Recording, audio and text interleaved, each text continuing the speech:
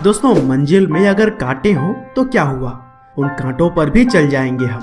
भाग्य भरोसे क्यों बैठे, कामयाबी तो अपनी मेहनत के बल पर पाएंगे हम। और दोस्तों, जिस इंसान की आज मैं बात करने जा रहा हूँ, उन्होंने इस लाइन को बिल्कुल सही साबित करके दिखाया है, क्योंकि विपरीत परिस्थितियों से लड़कर आज वह जिस भी मुकाम पर खड़े हैं वो हर किसी के बस की बात नहीं। या दोस्तों, मैं बात कर रहा हूँ अपने शानदार पंजाबी गानों से लोगों के दिलों पर राज करने वाले गायक गैरी संधू के बारे में, जिनकी लोकप्रियता दिन ब दिन उनके शानदार गानों के साथ बढ़ रही है। और अब तो वह बॉलीवुड फिल्मों में भी अपने गानों के साथ नजर आने लगे हैं। हालांकि दोस्तों, गैरी की सफलता सिर्फ और सिर्फ उनके मेहनत और संघर्ष का ही फल है, क्योंकि एक समय पर पैसे कमाने के लिए उन्होंने मजदूरी तक की है। साथ ही एक लोकप्रिय सिंगर बनने से पहले वह कई रातें जेल में भी बिता चुके हैं।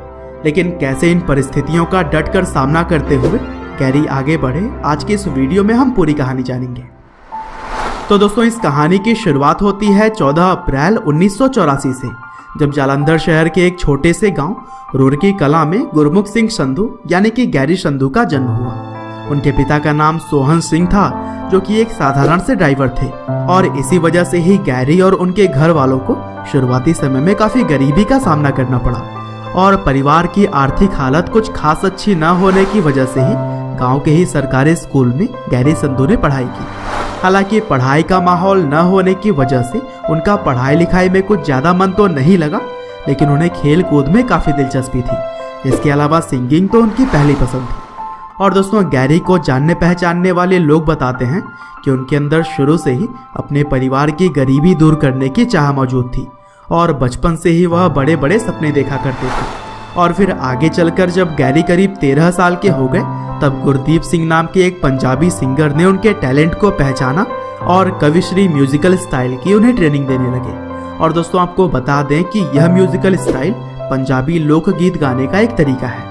और फिर इस तरह के गीतों को सीखकर जल्द ही गैरी संधू कई सारे धार्मिक कार्यक्रमों में गाते हुए दिखाई देने लगे। हालांकि संगीत से लगाव उनका कुछ ऐसा हो चुका था कि 10वीं क्लास में वह पढ़ाई न करने की वजह से फेल हो गए। और फिर यहाँ पर गैरी को यह चिंता सताने लगा था कि इस तरह से तो वह कभी भी अपने माँ बाप की गरीबी दूर नहीं कर पाएंगे। और जब गैरी लगभग 16-17 साल के थे, तभी उनकी मुलाकात एक इमिग्रेंट एजेंट से हुई, जिसने कि गैरी संधू को इंग्लैंड जाकर पैसे कमाने की सलाह दी। और फिर गैरी को भी यह आइडिया रास आया, जिससे कि वह करीब 18 साल की उम्र में किसी तरह से पैसे जोड़ कर इंग्लैंड पहुंच गए।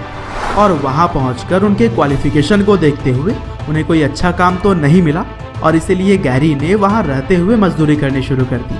और फिर कुछ महीने मजदूरी करने के बाद से उन्हें सेल्समैन का जॉब मिल गया, जिसे कि वह अगले 2 सालों तक करते रहे।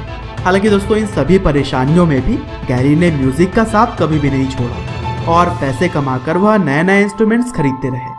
और फिर कई सालों तक इसी तरह से काम करते हुए जब गैरी के पास कुछ पैसे इकट्ठे हो गए, तब उन्होंने अपनी पहली सॉन्ग अगस्त 2010 में रिलीज की, जिसका टाइटल था मैं नहीं पींदा। और दोस्तों, पहले गाने पर ही गैरी की मेहनत रंग लाई, और यह सॉन्ग लोगों को खूब पसंद आया।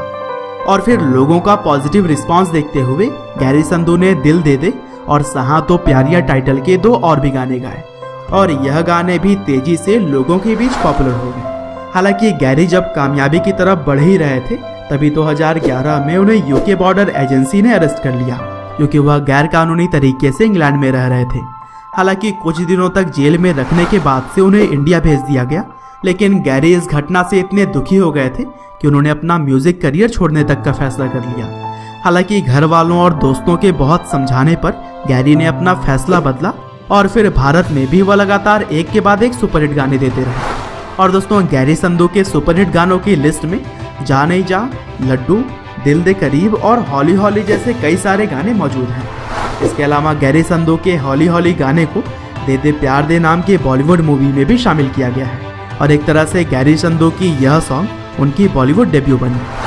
बहरहाल दोस्तों, अंत में बस मैं यही कहना चाहता हूँ कि गैरी ने पंजाबी संगीत में अभी तक जो भी सफलता पाई है, वो खुद के मेहनत और संघर्ष के दम पर।